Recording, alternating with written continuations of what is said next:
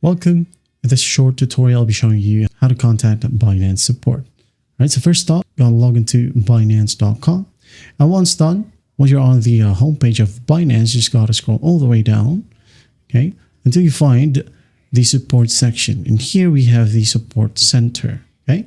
So just click on it. Now, once done, if you want to, you can go ahead and choose a self-service, okay? And if self-service cannot help you fix the problem, well, you can go ahead and scroll all the way down once more, okay? And here we have the need more support section.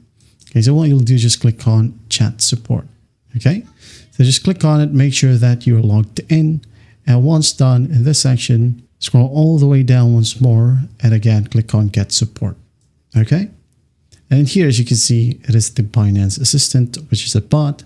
But don't worry, just give your query right here and include, I need an agent, okay? This is the magic sentence right here. So once an agent is online, continue chatting with them, okay? Don't worry, their support agent is open 24/7, all right?